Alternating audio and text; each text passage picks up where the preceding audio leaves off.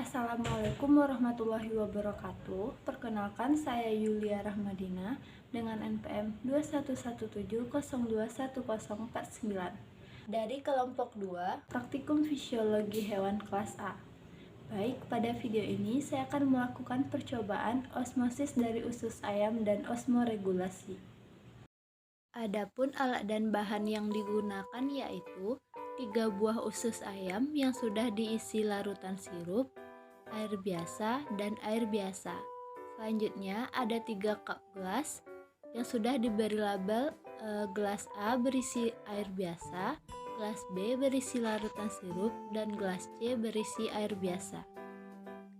Prosedur pelaksanaannya yaitu masukkan usus yang berisi larutan sirup ke dalam gelas yang berisi air biasa, dan masukkan usus yang berisi air biasa ke dalam gelas yang berisi larutan sirup, dan terakhir masukkan usus yang berisi air biasa ke dalam gelas yang berisi air biasa. Dan ini merupakan kondisi usus saat baru pertama dimasukkan ke dalam larutan. Usus A berada di dasar gelas, usus B berada di atas larutan atau mengapung, dan usus C juga berada di dasar gelas. Setelah semua usus dimasukkan ke dalam larutan, selanjutnya diamkan selama 1 jam.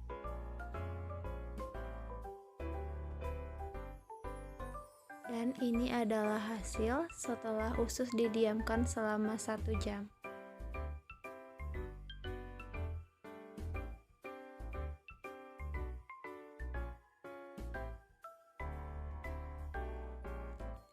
Dari ketiga percobaan, pada usus A, usus mengalami sedikit penebalan dan sedikit mengembung.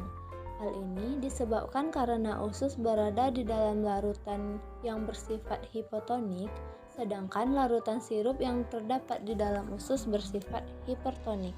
Maka akan terjadi osmosis atau air akan bergerak masuk dari luar usus ke dalam usus, sehingga usus sedikit mengembung. Pada usus B, usus mengapung dan tidak terjadi perubahan ukuran. Hal yang didapatkan ini tidak sesuai dengan literatur yang telah dibaca.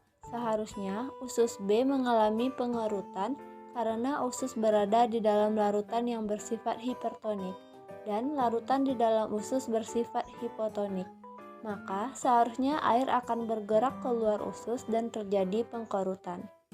Ketidaksesuaian ini dapat disebabkan karena kesalahan dalam membuat konsentrasi larutan sirup serta kualitas usus yang digunakan. Pada usus C, didapatkan hasil yaitu pada usus tidak terjadi perubahan apapun atau sama dengan kondisi awal. Hal ini dikarenakan usus berada di dalam larutan yang bersifat isotonis, sehingga air yang masuk dan keluar jumlahnya sama. Selanjutnya, saya akan menjelaskan sistem osmoregulasi pada burung. Burung memiliki sistem osmoregulasi yang unik dibandingkan dengan vertebrata lainnya, karena burung tidak memiliki organ terpisah untuk penyimpanan urin sebelum dikeluarkan, karena burung tidak memiliki kandung kemih, sehingga burung memanfaatkan 3 organ atau sistem organ untuk mempertahankan konsentrasi cairan tubuhnya, yaitu ginjal, saluran pencernaan bagian bawah, dan kelenjar garam. Sistem osmoregulasi pada burung yaitu ginjal dengan sendirinya tidak mengeluarkan air dalam jumlah besar, yaitu dengan cara menghasilkan urin yang lebih pekat. Dengan tidak adanya kandung kemih, maka urin akan memasuki saluran pencernaan bagian bawah, di mana urin dapat dimodifikasi secara signifikan. Burung juga menghindari air dengan salinitas tinggi, karena akan menyebabkan berkurangnya kemampuan menahan air pada bulu. Maka dari itu, pada burung yang mengkonsumsi mangsa dengan kadar garam yang tinggi, maka burung akan mengeluarkan kelebihan garam melalui kelenjar garam yang terdapat pada cekungan dangkal di kepala bagian atas. Yang kedua yaitu sistem osmoregulasi pada Pisces. Sistem osmoregulasi pada Pisces dibagi menjadi osmoregulasi pada ikan air laut dan ikan air tawar. Yang pertama ada osmoregulasi pada ikan air laut. Ikan air laut menjaga cairan tubuhnya agar tetap bersifat hipotonik terhadap lingkungannya dengan cara permukaan tubuh tidak dapat ditembus oleh air dan ion. Secara alamiah, pada ikan air laut, air yang terdapat di dalam tubuhnya akan dikeluarkan secara sendirinya, dikarenakan tubuh ikan air laut memiliki konsentrasi kadar garam yang lebih rendah dibandingkan dengan lingkungannya. Sehingga, untuk menjaga keseimbangan air di dalam tubuhnya, ikan air laut akan banyak minum air laut. Tetapi, dengan banyak minum tersebut, akan meningkatkan kelebihan garam yang ikut tertelan bersama air laut. Maka, insang pada ikan air laut aktif mengekskresikan garam. Dan untuk menjaga kehilangan air yang berlebihan, ikan air laut mengeluarkan urin yang lebih sedikit dan lebih pekat. Selanjutnya, osmoregulasi pada ikan air tawar.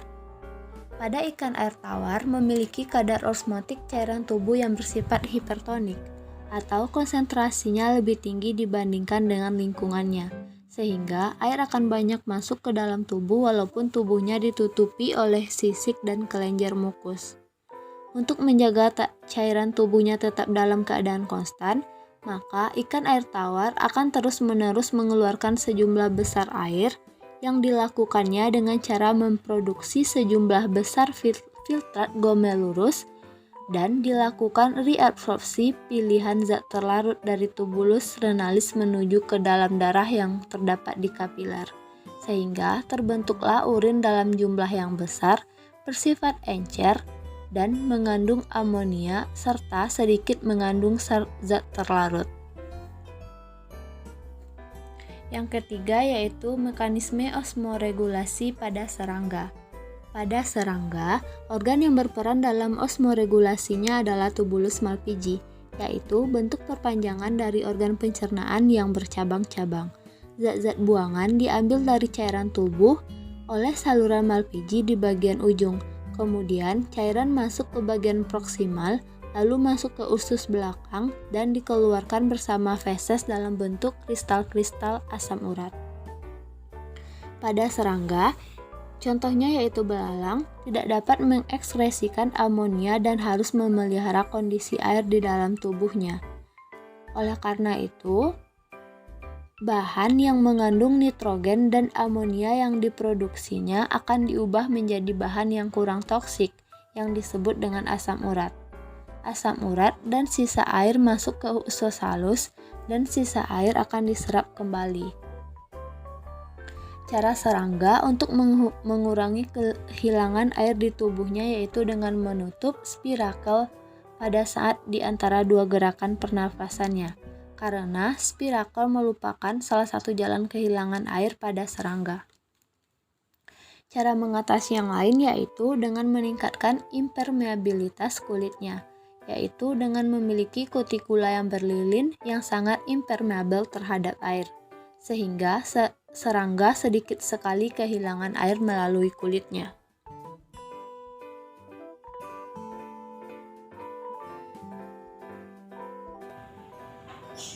Baik, sekian video praktikum saya. Wassalamualaikum warahmatullahi wabarakatuh.